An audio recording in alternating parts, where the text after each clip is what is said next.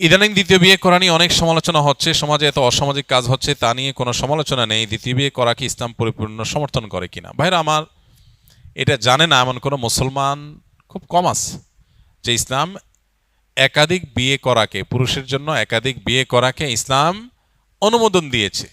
তবে শর্ত হলো একাধিক বিয়ে করার পর একাধিক স্ত্রীর প্রতি সমতা বজায় রাখার সামর্থ্য সার্বিকভাবে থাকতে হবে। প্রথমত একাধিক স্ত্রী পালার, লালন পালন করার শক্তি সামর্থ্য থাকতে হবে, সার্বিক সামর্থ্য থাকতে হবে। দ্বিতীয়ত, সামর্থ্য থাকলেই হবে না, ইনসাফ করার সামর্থ্য থাকতে হবে। আল্লাহ বলেছেন, ফাইন খিফতুম আল্লাহ তা'দিলু ফাওয়াহিদা, যার এ আশঙ্কা হয় যে না একাধিক স্ত্রী হয়ে গেলে একজনের প্রতি ঝুঁকে যাব, আরেকজনের খবর নেব না, আরেকজনের প্রতি বৈষম্য হয়ে যাবে, জুলুম হয়ে যাবে, ভরণ পোষণ দিতে গিয়ে একজনকে বাড়াই দিবে আরেকজনকে দেব না, এরকম যদি আমার ভিতরে কোনো একটা সাইডে ঝুঁকে পড়ার আশঙ্কা থাকে, বৈষম্য করার আশঙ্কা থাকে, ফাওয়াহিদা, তাহলে তার জন্য একটির বেশি করা তার জন্য জায়েজ নাই। এটা হলো মৌলিক কথা। এরপরে হলো মোটা দাগে যে বিষয়টি আমরা সবাই জানি, সেটা হলো দ্বীনের বিভিন্ন বিষয়গুলোকে হাস্যকর প্রমাণ করবার জন্য, বিতর্কিত করবার জন্য আমাদের অনেকের যেরকম অনেক আপনার ইম্যাচিউর আচার আচরণ এবং ভূমিকা, এটার যেমন দায় আছে, আবার অত্যন্ত পরিকল্পিতভাবে দ্বীনের বিভিন্ন বিষয়কে সমাজে হেয় করার একটা অপচেষ্টা এদেশে, মুসলমানদের সংখ্যাগরিষ্ঠ যে দেশে, সে দেশে কিছু মানুষ বিভিন্নভাবে করে যাচ্ছে, সেটাও আমরা জানি। এই বাস্তবতা আছে। একটা সময়, আজ থেকে আপনি 30 বছর 40 বছর আগের বাংলাদেশের বাস্তবতা যদি দেখেন, তো একাধিক বিয়ের ঘটনা গ্রামে গঞ্জে শহরে অহরহ হয়েছে। অনেক বড় বড় গুরুত্বপূর্ণ ব্যক্তি, দুনিয়াদার ব্যক্তি, সাধারণ শিক্ষিত মানুষজন, তাদের মধ্যে ব্যাপকভাবে বা অনেক বেশি পরিমাণে ছিল। সেটা নিয়ে সমাজে কোনো উচ্চবাচ্য হয় নাই এবং ব্যত্যয় সেরকম দেখা যায় নাই। এখন একাধিক বিয়ে করে একজন স্ত্রীকে নিয়ে পড়ে থাকা, আরেকজনের খোঁজখবর না নেওয়া, এরকম বৈষম্যমূলক অনাচার যেরকম হচ্ছে, এটা যেমন সত্য, আবার এটাকে কালার করার জন্য তিলরে তাল বানিয়ে রংচং মেখে এটাকে প্রচার করার একটা অপচেষ্টাও আছে। আমাদের সতর্ক থাকতে হবে, আমাদেরকে দায়িত্বশীল আচরণ করতে হবে।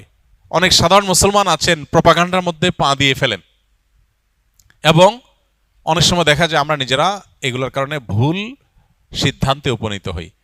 তবে আমি আবারও বলছি, একাধিক বিয়েটাকে শুধুমাত্র ছেলে খেলা, তামাশা, নিজের আপনার কি বলে, নিজের শুধুমাত্র মনের খায়েশ পূরণ করার একটা অস্ত্রে পরিণত করে দিনের বিধানকে, শরিয়ার বিধানকে যেন হাস্যকর বিষয় পরিণত না করি। দেখুন, কোনো ফ্যামিলিতে এরকম বহু ফ্যামিলি আছে, আমি পার্সোনালি চিনি, এরকমও আছে যে স্ত্রী কোনো কারণে স্বামীর সঙ্গ দিতে পারছেন না, সেভাবে সঙ্গ দিতে পারছেন না, শারীরিক অসুস্থতা হতে পারে, কত সমস্যা হয় মানুষের। এখন রাস্তা দুইটা, এক হলো এতদিন যে মানুষটা পরম যত্নে আগলে রেখেছেন, সময় দিয়েছেন, সে মানুষটা এখন নানা কারণে, অসুস্থতার কারণে তিনি অপারগ হয়ে গেছেন।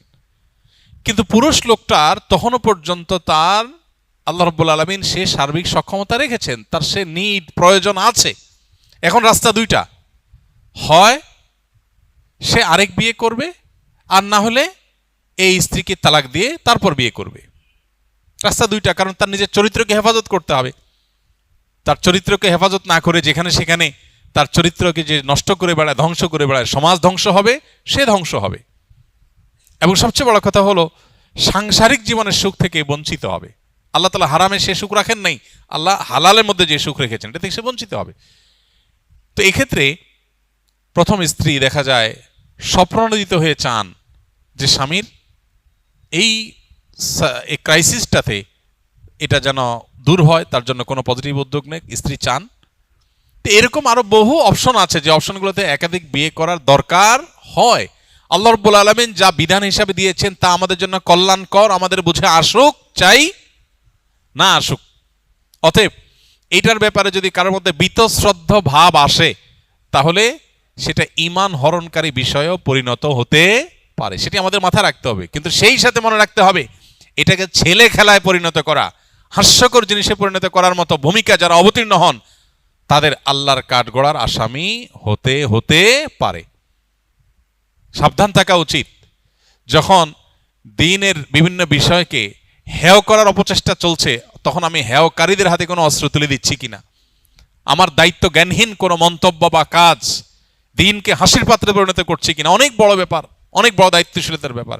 এমনি বেশি আমল করতে পারি না, এর মধ্যে আবার যদি আমার কোনো দায় চেপে আসে যে আল্লাহর দ্বীনকে, দ্বীনের কোনো বিধানকে হাস্যকর করার ক্ষেত্রে আমার কোনো ভূমিকা সেখানে হয়েছে, তো সেটা কত বড় দায়ের ব্যাপার। আল্লাহ আমাদেরকে দায়িত্বশীল আচরণ এবং ভূমিকা রাখার তৌফিক দান করুন। দোকানে অনেক সময় দীর্ঘদিন ধরে অনেক মালামাল রাখা লাগে, সেক্ষেত্রে কিছু সময় সে মালের দাম বাড়ে বা কমে, এক্ষেত্রে বিক্রির বিধান কি? কোনো অসুবিধা নেই। দোকানদার আগে থেকে যে মাল কিনেছেন সেটার বিক্রি বাজার মূল্য বেড়ে গেছে, এখন তিনি অতিরিক্ত মূল্যে, বাজারের মূল্যে সেটা বিক্রি করতে পারেন, কোনো অসুবিধা নেই। আবার যদি কমে যায় তাহলে কম মূল্যেও তাকে বিক্রি করতে হবে। অর্থাৎ আমি যে দামে কিনেছি ওই দাম অনুযায়ী আমাকে বিক্রি করতে হবে, নট নেসেসারি আমি বাজারের দর হিসাবে বিক্রি করব, তাতে শরিয়ার দৃষ্টিকোণ থেকে কোনো অসুবিধা নেই। যিনি নামাজ পড়েন না কিন্তু কোরবানি দেন, তার কোরবানি কবুল হবে কিনা? নামাজ পড়ে না কিন্তু নামাজ আল্লাহর পক্ষ থেকে ফরজ, সেই বিশ্বাস আছে, নামাজ না পড়ার কারণে তার মধ্যে অপরাধ বোধও কাজ করে, সে তাগাদা অনুভব করেন, এরকম ব্যক্তি যদি হয় তাহলে এই আল্লাহর বান্দা কোরবানি করলে কোরবানির আমলটা হবে, হবে না এরকমটি বলা কঠিন। কিন্তু তার উচিত কোরবানির চাইতে নামাজের গুরুত্ব বেশি দেওয়া। যিনি কোরবানি দিচ্ছেন কিন্তু নামাজ পড়ছেন না, তিনি কেন কোরবানি দিচ্ছেন? যদি আল্লাহ সন্তুষ্টির জন্য হয় তো আল্লাহ তো কোরবানি দিলে যতটুকু খুশি হবে তার চেয়ে হাজার লাখো গুণ বেশি খুশি হবে নামাজ পড়লে, যেটাতে টাকা পয়সা খরচ হবে না, এত কষ্টও হবে না। তো সেই জিনিসটা না করে তিনি কেন কোরবানি দিচ্ছেন? হতে পারে যে সামাজিকতার কারণে, ফ্রেশ গোশত আহরণের উৎসবে সামিল হওয়ার জন্য, এইসব যদি হয় তাহলে এটা তো সামাজিক কোরবানি, শরঈ বা দ্বীনি কোরবানি না। তো এই সমস্ত ভাইদের উচিত নামাজের গুরুত্ব আরো বেশি করে বোঝা এবং তাদেরকে দাওয়াত দেওয়া। তবে তিনি যদি আল্লাহকে সন্তুষ্ট করার উদ্দেশ্যে করেন, তার ওই আমল এটার কারণে কবুল হবে না, এরকম কথা বলা কঠিন। ব্যবসা কিভাবে হালাল, ব্যবসা ক্ষেত্রে শরিয়া কি বলে, ব্যবসা ক্ষেত্রে শরিয়ার মূলনীতি কি? এটা তো 2 ঘন্টার লেকচারের বিষয়, আমরা শুধুমাত্র কয়েক সেকেন্ডে যে জিনিসটা বলতে চাই সেটা হলো, ব্যবসাকে আল্লাহ তাআলা হালাল করেছেন। আল্লাহ বলেছেন আহাল্লাল্লাহুল বাইআ ওয়া হাররামার রিবা, আল্লাহ ব্যবসাকে হালাল করেছেন, বিধায় আমরা ব্যবসার মানসিকতা লালন করব। বিশেষ করে আপনারা যারা এখানে স্কিলে ট্রেনিংয়ের জন্য এসছেন, আমাদের চেষ্টা থাকতে হবে এন্টারপ্রেনার হওয়ার, উদ্যোক্তা হওয়ার, ব্যবসায়িক উদ্যোক্তা হওয়ার। স্বপ্ন দেখেন, চেষ্টা করেন, সাধনা করেন, আল্লাহর কাছে দোয়া করেন, দেখবেন আল্লাহ তাআলা বারাকা দিয়ে দিয়েছে। তো এই জন্য ব্যবসার মধ্যে বেশিরভাগ রিজিক আল্লাহ তাআলা রেখেছেন কিসের মধ্যে? ব্যবসার মধ্যে, এবং ব্যবসার মধ্যে বারাকা বেশি রয়েছে। এই জন্য ব্যবসার মানসিকতা থাকা উচিত। এর মানে এই না যে চাকরি করা জায়েজ নাই, চাকরি করা জায়েজ আছে। নবী আলাইহিস সালাম নিজে অন্যের অধীনে কাজ করেছেন, সেটা এক প্রকারের চাকরি, কিন্তু আবার একই সাথে তিনি বাজারে গিয়ে ব্যবসা করেছেন এবং সেটাই ছিল তার মূল এবং প্রধান জীবিকা নির্বাহের মাধ্যম। এজন্য ওইদিকে আমাদের অগ্রসর হওয়া উচিত। ব্যবসা ক্ষেত্রে বেশ কয়েকটা মূলনীতি লক্ষ্য রাখতে হয়। সবচেয়ে বড় জিনিস হলো যে হারাম জিনিসে ব্যবসা করা হারাম। যে জিনিস হারাম সেটা ব্যবসা করাও কি? যেটা আমার জন্য খাওয়া জায়েজ না সেটা আরেকজনের কাছে বেচাও জায়েজ না। এটা হলো একটা কমন মূলনীতি। দ্বিতীয়ত হলো ব্যবসা করার ক্ষেত্রে নবী আলাইহিস সালাম বলেছেন সামহান ইযা রাহিমাল্লাহু ইমরাআন সামহান ইযা বা সামহান ইযা ইশতারা, আল্লাহ ওই ব্যক্তির প্রতি রহম করেন যে ব্যক্তি বেচুক কিংবা কিনুক সব সময় সে দয়া পরবশ থাকে, অন্যের অধিকারের ব্যাপারে সচেতন, সব মিলিয়ে তার ভিতরে স্যাক্রিফাইসের মানসিকতা, তার ভিতরে ছাড় দেওয়ার মানসিকতা, আন্তরিকতাপূর্ণ মানসিকতা থাকে। শুধু ঠকানো না। একজন প্রতিষ্ঠিত ব্যবসায়ী, বাংলাদেশের প্রথম সারির টপ 10 or 15 সফল ব্যবসায়ীদের মধ্যে একজন হবেন।